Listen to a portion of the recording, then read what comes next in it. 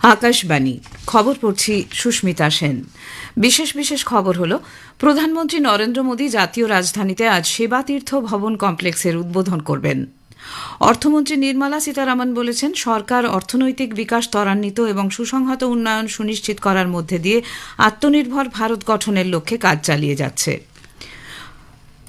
প্রতিরক্ষা সরঞ্জাম ক্রয় পর্ষদ ডিএসি সশস্ত্র বাহিনীর জন্য 3,60,000 কোটি টাকার প্রস্তাব অনুমোদন করেছে। বাংলাদেশে ত্রয়োদশ জাতীয় সংসদ নির্বাচনে বিপুল জয়ের পথে বিএনপি। আজ বিশ্ব বেতার দিবস। এই উপলক্ষে ছত্তিশগড়ে আকাশবাণী রায়পুর এক সম্মেলনের আয়োজন করেছে। টি-20 বিশ্বকাপে গতকালের ম্যাচে ভারত 93 রানে নামিবিয়াকে হারিয়ে দিয়েছে। আসছি বিস্তারিত খবরে। প্রধানমন্ত্রী নরেন্দ্র মোদী জাতীয় রাজধানীতে আজ সেবাতীর্থ ভবন কমপ্লেক্সের উদ্বোধন করবেন। তিনি আনুষ্ঠানিকভাবে সেবাতীর্থ এবং কর্তব্য ভবন 1 ও 2 নম্বরের উদ্বোধন করবেন আজ। একটি আধুনিক কার্যকরী নাগরিক কেন্দ্রিক শাসন ব্যবস্থার পরিমণ্ডল গড়ে তুলতে সরকারের দায়বদ্ধতা এতে প্রতিফলিত হচ্ছে। আজ সন্ধ্যায় সেবাতীর্থে এক জনসভায় ভাষণ দেবেন প্রধানমন্ত্রী। সেবাতীর্থে প্রধানমন্ত্রীর দপ্তর, জাতীয় নিরাপত্তা পরিষদ, ক্যাবিনেট সচিবালয়ের মতো গুরুত্বপূর্ণ দপ্তরগুলি থাকবে। নতুন এই ভবন কমপ্লেক্স আধুনিক এবং ভবিষ্যতের সব রকম সুবিধা সহ প্রশাসনিক কাজকর্মকে আরও সুসংহত করবে। 1 ও 2 নম্বর কর্তব্য ভবনে বেশ কিছু গুরুত্বপূর্ণ মন্ত্রকের দপ্তর থাকছে। অর্থমন্ত্রী নির্মলা সীতারামন বলেছেন, সরকার অর্থনৈতিক বিকাশ ত্বরান্বিত এবং সুসংহত উন্নয়ন সুনিশ্চিত করার মধ্যে দিয়ে আত্মনির্ভর ভারত গঠনের লক্ষ্যে কাজ চালিয়ে যাচ্ছে। রাজ্যসভায় গতকাল কেন্দ্রীয় বাজেট নিয়ে আলোচনার জবাবি ভাষণে তিনি বলেন, আর্থিক বিকাশ জোরদার করার পাশাপাশি মুদ্রাস্ফীতির হারেরও নিম্নগতি বজায় রাখা হয়েছে। সীতারামন জানান, জাতীয় পরিসংখ্যান দপ্তর 2025-26 আর্থিক বছরে মোট অভ্যন্তরীণ উৎপাদন জিডিপির বিকাশ হার 7.4% থাকবে বলে পূর্বাভাস দিয়েছে। উপভোক্তা মূল্যসূচক ভিত্তিক মুদ্রাস্ফীতি সিপিআই 2% নেমে এসেছে। এটি দেশের অর্থনীতির শক্তিশালী বিকাশ হারের প্রতিফলন বলেও তিনি উল্লেখ করেন। The National Statistical Office gave the first advanced estimate. The real GDP growth is projected at 7.4% for the year 25-26, with a nominal growth rate at around 8%, while CPI inflation has softened to nearly 2%. So this is that combination that I'm talking about of a strong growth. Price stability is really uncommon globally and reflects the strength of India's economic fundamentals. তিনি বলেন, human capital বা ব্যক্তিগত কর্মদক্ষতাকে কাজে লাগিয়ে সামগ্রিক অর্থনৈতিক উন্নয়নের উপরে বিশেষ অগ্রাধিকার দেওয়া হচ্ছে, যাতে আগামী দিনে কর্মসংস্থানের সুযোগ সৃষ্টি হয়। বেশ কিছু উন্নয়নমূলক প্রকল্পে ব্যয় বরাদ্দ ও খরচ ছাঁটাই করা হচ্ছে। বিরোধীদের এই অভিযোগ খণ্ডন করে অর্থমন্ত্রী জানান, কল্যাণমূলক প্রকল্পের জন্য পর্যাপ্ত পরিমাণে বাজেট বরাদ্দ করা হয়েছে। এর আগে আলোচনায় অংশ নিয়ে বিজেপি নেতা মদন রাঠোর বলেন, ভারতের অর্থনীতি এখন বিশ্বের 4র্থ বৃহত্তম অর্থনীতি। তিনি জানান, মোবাইল উৎপাদন খাতে ভারত এখন বিশ্বের 2য় বৃহত্তম মোবাইল ফোন প্রস্তুতকারক দেশ। অন্যদিকে কংগ্রেসের জি.সি. চন্দ্রশেখর অভিযোগ করেন, বাজেটে প্রায় 53.4 লক্ষ কোটি টাকা বরাদ্দ করা হলেও বড় প্রকল্পগুলিতে 20 থেকে 30% বেশি বরাদ্দ নেই।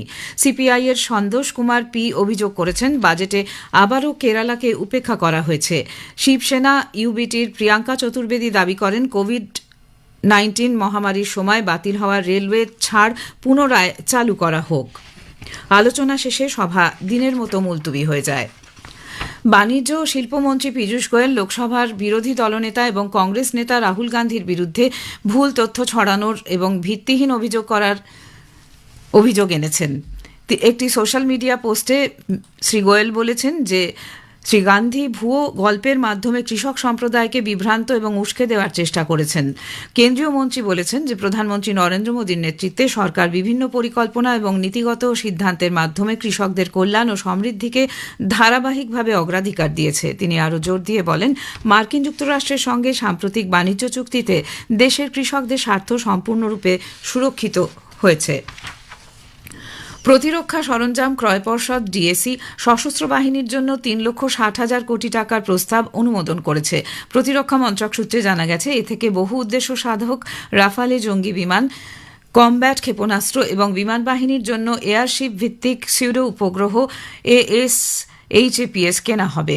মন্ত্রক আরও জানিয়েছে, এই রাফালে বিমান ভারতীয় বায়ুসেনার সক্ষমতা আরও বৃদ্ধি করতে সহায়ক হবে। এর সাহায্যে দূরপাল্লার লক্ষ্যবস্তুতে আঘাত হানা সম্ভব হবে।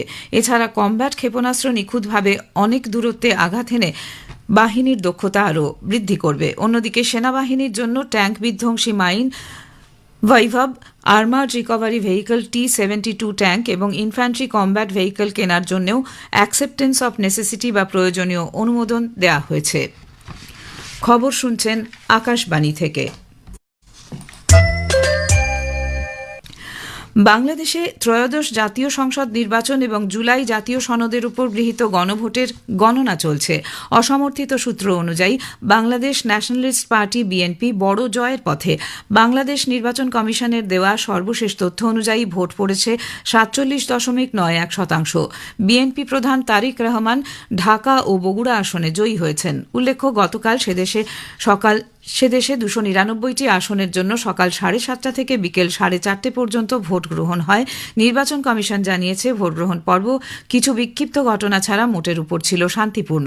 রাজশাহী 3 আসনে এবং একজন নির্দল মহিলা প্রার্থীর উপর হামলা চালানোর অভিযোগ উঠেছে এবং 2টি জেলায় গ্রেনেড বিস্ফোরণের ঘটনা ঘটেছে। শারীরিক অসুস্থতার দরুন এদিন 4 জন প্রাণ হারান। ইতোমধ্যে বাংলাদেশ জামাতে ইসলামীর নেতৃত্বাধীন 11 জোটের প্রতিনিধিরা ভোটে অনিয়ম এবং বাধাদানের অভিযোগ তুলে নির্বাচন বন্ধের দাবি নিয়ে মুখ্য নির্বাচন কমিশনারের সঙ্গে দেখা করেন। অন্যদিকে বাংলাদেশের ক্ষমতাচ্যুত প্রধানমন্ত্রী শেখ হাসিনা সেদেশের অন্তর্বর্তী সরকারের আমলে হওয়া সাধারণ নির্বাচনকে একটি সুপরিকল্পিত প্রহসন আখ্যা দিয়েছেন এবং নিরপেক্ষ তত্ত্বাবধায়ক সরকারের অধীনে সুষ্ঠু, অবাধ এবং অন্তর্বর্তীমূলক নির্বাচন করানোর দাবি জানিয়েছেন। পশ্চিমবঙ্গে ভোটার তালিকায় বিশেষ নিবিড় সংশোধন বা SIR এর কাজকর্ম খতিয়ে দেখতে মুখ্য নির্বাচন কমিশনারের নেতৃত্বে নির্বাচন কমিশনের পূর্ণাঙ্গ বেঞ্চ আজ ভার্চুয়াল বৈঠকে বসবে। সকাল 11টা থেকে এই বৈঠক হবে বলে কমিশন সূত্রে জানা গিয়েছে। উপস্থিত থাকবেন রাজ্যের মুখ্য নির্বাচনী আধিকারিক, জেলা শাসক তথা জেলা নির্বাচনী আধিকারিক এবং রোল অবজারভাররা। রাজ্যে নির্বাচনী দায়িত্বে থাকা আধিকারিকদের ভূমিকা সহ নানা বিষয়ে বৈঠকে পর্যালোচনা করা হবে বলে সূত্রের খবর। ব্রাজিলের রাষ্ট্রপতি Luis Inacio Lula da Silva প্রধানমন্ত্রী নরেন্দ্র মোদীর আমন্ত্রণে ভারত সফরে আসছেন। ইন্ডিয়া AI ইম্প্যাক্ট সামিট উপলক্ষে 18 ফেব্রুয়ারি থেকে 22 ফেব্রুয়ারি পর্যন্ত তিনি এদেশ সফর করবেন। নতুন দিল্লিতে বিদেশ মন্ত্রকের মুখপাত্র রণধীর জয়সওয়াল সাংবাদিকদের জানিয়েছেন, রাষ্ট্রপতি লুলা দা সিলভা একাধিক মন্ত্রী ও বাণিজ্যিক প্রতিনিধি দল নিয়ে আসবেন। তিনি আরও জানান, প্রধানমন্ত্রী মোদী এবং ব্রাজিলের রাষ্ট্রপতির মধ্যে 21 ফেব্রুয়ারি দ্বিপাক্ষিক বৈঠক হওয়ার কথা। রাষ্ট্রপতি দ্রৌপদী মুর্মুর সঙ্গেও তিনি সাক্ষাৎ করবেন। উভয় নেতা আঞ্চলিক ও আন্তর্জাতিক পারস্পরিক স্বার্থ সংশ্লিষ্ট বিভিন্ন বিষয়ে মতবিনিময় করবেন। ব্রাজিলের রাষ্ট্রপতির সঙ্গে প্রায় 14 জন মন্ত্রী এবং সেদেশের শীর্ষস্থানীয় কোম্পানির সিইওদের একটি বড় প্রতিনিধি দল আসবেন বলে আশা করা হচ্ছে। শ্রী জয়সওয়াল আরও জানান, ফরাসি রাষ্ট্রপতি ইম্যানুয়েল ম্যাক্রো শীর্ষ বৈঠকে যোগ দিতে আসবেন। আজ বিশ্ব বেতার দিবস। 1946 সালে রাষ্ট্রসংঘ রেডিওর প্রতিষ্ঠা স্মরণে প্রতি বছর 13 ফেব্রুয়ারি দিনটি পালিত হয়। এবছর মূল ভাবনা বেতার এবং কৃত্রিম বুদ্ধিমত্তা। AI একটি হাতিয়ার, কণ্ঠস্বর নয়। বিশ্ব বেতার দিবস 2026 উপলক্ষে ছত্তিশগড়ের আকাশবাণী রায়পুর ইউনেস্কোর সঙ্গে যৌথ উদ্যোগে বিশ্ব বেতার দিবস সম্মেলনের আয়োজন করেছে। এই কনক্লেভের আলোচনার মূল বিষয় রেডিও এবং কৃত্রিম বুদ্ধিমত্তা এবং রেডিও সম্প্রচারের মূলে মানুষের কণ্ঠস্বর সংরক্ষণের সময় কিভাবে কৃত্রিম বুদ্ধিমত্তা বিষয়বস্তু তৈরির ক্ষেত্রে শক্তিশালী হাতিয়ার হতে পারে, পাশাপাশি শ্রোতাদের সম্পৃক্ততা এবং তাদের কাছে পৌঁছানোর ক্ষমতাকে শক্তিশালী করার বিষয়ে আলোচনা হবে। বিশ্ব রেডিও দিবস উপলক্ষে তার বার্তায় তথ্য ও সম্প্রচার প্রতিমন্ত্রী ডক্টর এল মুরুগান বলেছেন যে রেডিও সাধারণ মানুষের কাছে তথ্য পৌঁছে দেওয়ার ক্ষেত্রে গুরুত্বপূর্ণ ভূমিকা পালন করে। তিনি ছোটবেলা থেকে রেডিও শোনার কথাও স্মরণ করেছেন। We are all celebrating the radio day. So still the people, particularly the subscribers or listeners, they used to write postcards. So they used to write them comments to the radio stations and they connect through the radio stations whatever the program they need, whatever the songs they need, whether the classical songs, folk songs, or it is in cinema songs. So the people, they ask, the radio is plays. ICC টি-20 বিশ্বকাপ ক্রিকেটে গতকাল দিল্লির অরুণ জেটলি স্টেডিয়ামে ভারত 93 রানে নামিবিয়াকে হারিয়ে দিয়েছে। টি-20 বিশ্বকাপ ম্যাচে এটি এখনও পর্যন্ত কোনো দলের সবথেকে বেশি রানের ব্যবধানে জয়ের রেকর্ড। এদিন প্রথমে ব্যাট করে ভারত নির্ধারিত 20 ওভারে 9 উইকেটে 209 রান করে।